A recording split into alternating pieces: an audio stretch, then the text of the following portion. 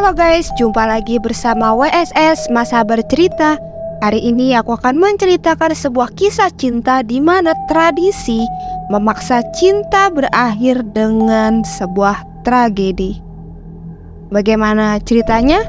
Yuk, mari kita simak. Kisah ini bermula dari seorang wanita bernama Jaswinder Kaur Sidhu yang akrab disapa dengan Jessie.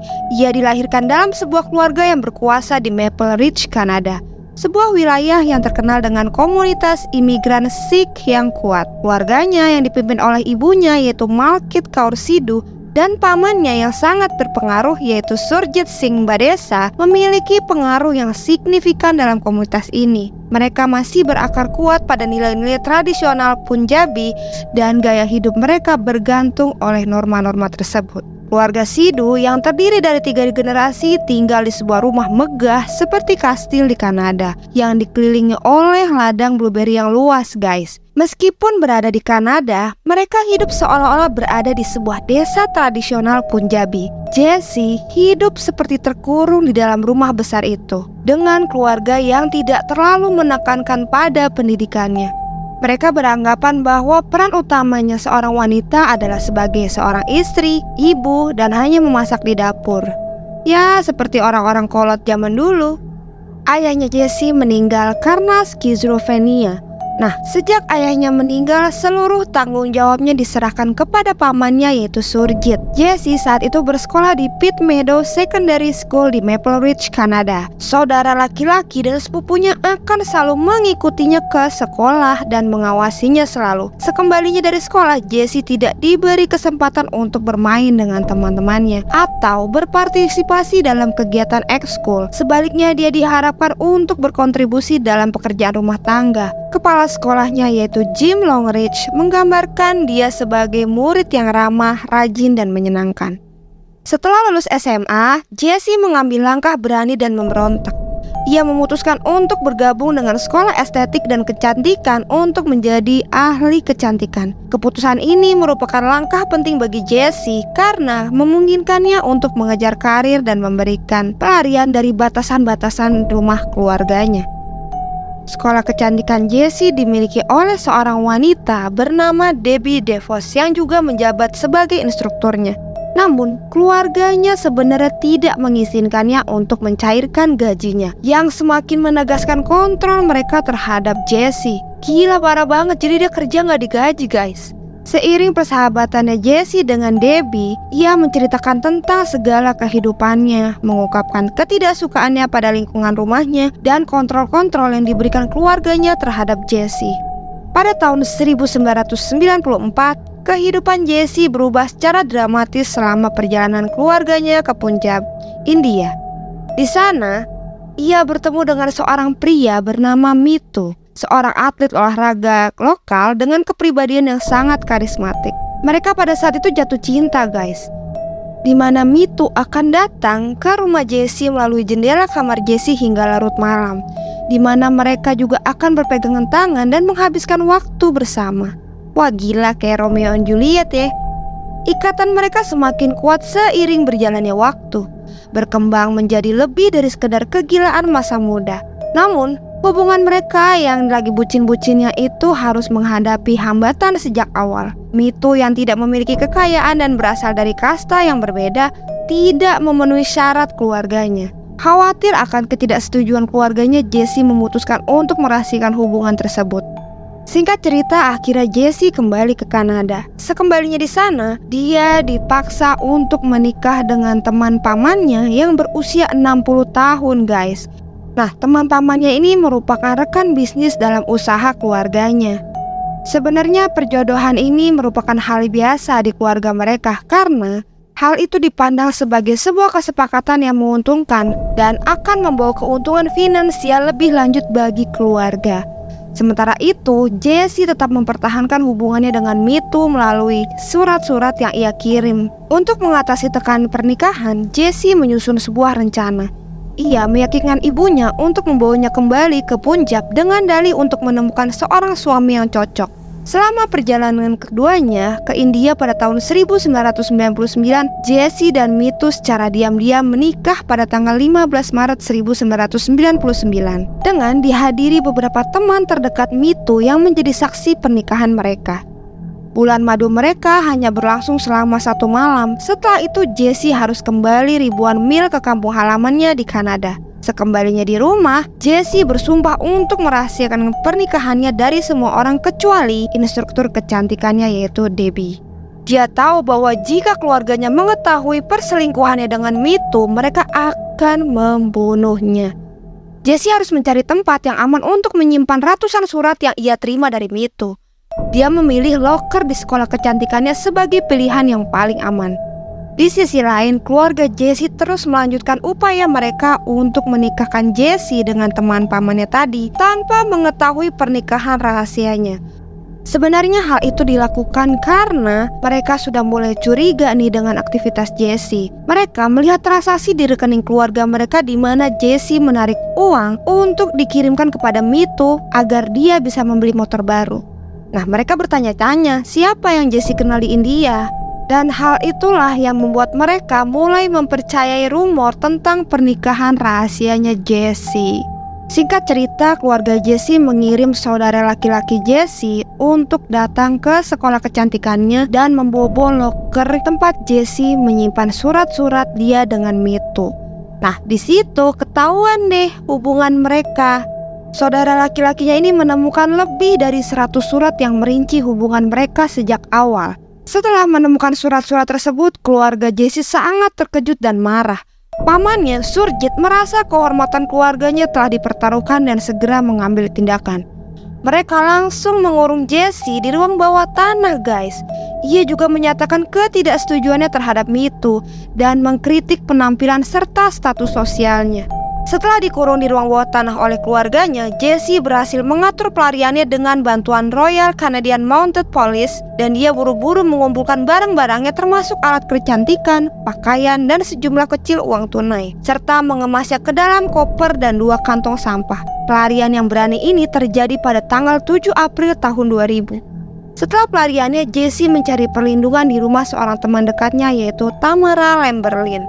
Paman Jesse yaitu Surjit menggunakan pengaruhnya untuk menganiaya Mitu. Dia meminta seorang hakim dari pengadilan yang lebih rendah untuk membuat surat pernyataan yang menuduh Mitu telah menahan Jesse di bawah todongan senjata dan memaksanya untuk menikah dengannya. Jesse ditipu untuk menandatangani surat pernyataan ini yang disajikan kepadanya sebagai surat properti. Surat pernyataan ini kemudian digunakan untuk menutup Mitu atas tuduhan penipuan dan beberapa tuduhan lainnya yang berujung pada penahanan. Jesse yang saat itu sebagai seorang istrinya Mitu bertekad untuk membantu Mitu. Ia diberitahu bahwa Mitu hanya akan dibebaskan jika ia berada di India secara langsung. Dengan rekeningnya yang udah dibekukan, teman-temannya ngebantuin Jesse guys untuk mengumpulkan cukup uang untuk memesan penerbangan sekali jalan ke India. Wah, teman-temannya baik banget ya. Setibanya di India, ia pergi ke kantor polisi dan bertemu dengan seorang inspektur bernama Jaskaran Singh. Dia menangis di depannya dan menceritakan semua kisah yang sebenarnya. Si inspektur Jaskaran sangat kaget dan tercengang dengan besarnya konspirasi tersebut. Akhirnya dia membawanya ke pengadilan di mana dia memberikan kesaksian di bawah sumpah. Mitu saat itu telah dipukuli, memar, dan babak belur. Akhirnya dibebaskan dari semua tuduhan palsu. Singkat cerita, akhirnya Mitu membawa Jesse kembali ke desanya dan memperkenalkannya kepada ibu dan teman-temannya. Namun sang ibu yang merasa khawatir dengan keselamatan mereka menyarankan pasangan ini untuk hidup dalam persembunyian. Mereka disuruh pindah ke kota terdekat dan tinggal bersama kerabatnya Mitu. Mereka mengira bahwa mereka telah berhasil melarikan diri dan akhir yang bahagia telah berada dalam genggaman mereka. Tapi sayangnya tidak, guys. Pada tanggal 8 Juni tahun 2000, Mitu menerima sebuah panggilan telepon dari Kanada, yaitu ibunya Jesse guys, yaitu si Malkit Kaur. Di situ Malkit Kaur berbicara bahwa dia telah berdamai dengan asmara putrinya, memberkati pasangan ini dan mengundang mereka agar kembali ke Kanada tinggal bersama mereka. Pasangan ini yang tadinya takut dengan ibunya si Jesse merasa sangat bahagia guys. Namun kebahagiaan mereka hanya berlangsung singkat. Pada malam harinya di tanggal 8 Juni 2000, Mitu diserang oleh gangster lokal dan Jesse pun diculik oleh mereka. Para gangster ini membawa Jesse ke sebuah rumah kosong di desa terdekat, guys. Selama penyekapan, Jesse dipaksa untuk berbicara dengan ibunya Malkit Kaur Sidhu melalui telepon. Dalam panggilan telepon tersebut, Malkit mengatakan kepada Jesse, "Dengar, suamimu sudah meninggal dan kamu tidak bisa berbuat apa-apa. Jadi kembalilah nak ke Kanada sekarang," kata si Malkit. Dia menegaskan kembali bagaimana semuanya telah berakhir bagi Jesse. Namun Jesse tidak mau mengalah. Dia tidak bisa memproses hidupnya pada saat itu. Akhirnya nadanya berubah, negosiasi pun berakhir. Malkit yang menyadari bahwa Jesse tidak bisa dikekang. Jika Jesse berani menelpon polisi saat ia dikurung dalam rumah, ia pasti akan berani melaporkan ibunya ke polisi. Surjit pun, pamannya, saat itu langsung menelpon dan mengatakan kepada salah satu pria yang memegang telepon, "Oh, gadis itu, kami akan membayarmu lebih banyak." Jesse yang saat itu merebut teleponnya, dia memohon kepada ibunya, "Tolong tinggalkan saya, tolong kasihanilah saya, Mama. Saya tidak akan melakukan apa-apa. Mama, tinggalkan aku tidak melakukan ini, aku akan kembali, aku akan melakukan apapun yang Anda katakan." Dan pada saat itu, tanggapan ibunya hanya datar, guys. Ibunya bilang kepada gangster-gangster lokal itu, "Dia dan jangan tinggalkan dia." Wah, gila banget ya. Jadi anaknya ini dijebak, guys. Dia bilang sama anaknya kalau udah gak apa-apa, saya akan merestui kamu. Ternyata itu cuma sebuah pancingan atau jebakan. Malah ibunya tega loh menghabisi nyawa anaknya sendiri.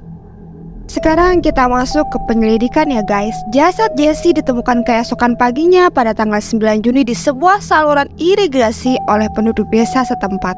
Pihak berwenang dipanggil dan berita menyebar dengan cepat.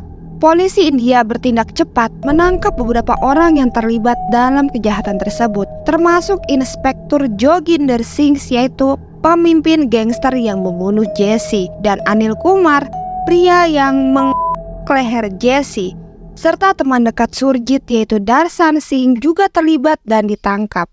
Meskipun mengalami banyak luka tusuk, cedera kepala yang terbelah, dan memar yang tak terhitung jumlahnya, Mitu ditemukan masih hidup di pinggir jalan. Ia dibawa ke rumah sakit di mana ia tidak sadarkan diri dan koma selama sebulan. Mitu akhirnya memberikan bukti-bukti substansial termasuk surat-surat yang menunjukkan permusuhan keluarga Jesse terhadapnya pada hari-hari menjelang pembunuhannya. Bahkan para pembunuhnya ini memberikan kesaksian tentang keterlibatan langsung dari Malkit dan Surjit. Mereka mengaku dibayar sebesar 50.000 US dollar oleh keluarga Jesse sendiri untuk pembunuhan anaknya. Sementara itu di Kanada, yaitu Royal Canadian Mounted Police atau RCMP pada awalnya menolak untuk membuka investigasi atas pembunuhan Jesse dengan alasan bahwa pembunuhannya ini terjadi di India, bukanlah yurisdiksi mereka. Namun setelah penyelidikan selama 1 dekade, ibu dan paman Jesse ditangkap oleh RCMP pada tanggal 6 Januari 2012, 11 tahun setelah kematian Jesse.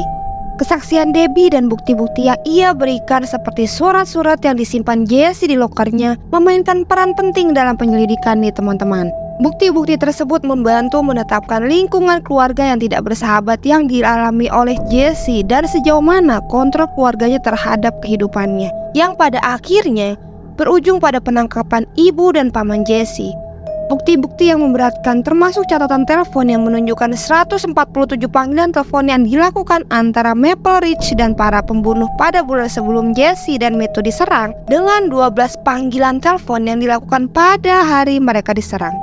Pada bulan Januari 2019, setelah banyak drama internasional dan perselisihan hukum dengan Kanada, Malkit dan Surjit diekstradisi ke India untuk menghadapi persidangan pembunuhan. Namun sayangnya, meskipun ada bukti yang sangat jelas tentang keterlibatan mereka, Malkit dan Surjit diberikan jaminan karena usia mereka. Mereka hidup bebas selama beberapa dekade dan bahkan setelah ekstradisi ke India untuk menghadapi konsekuensi dari tindakan mereka. Mereka pun sekarang dibebaskan dengan jaminan. Kok dibebaskan ya?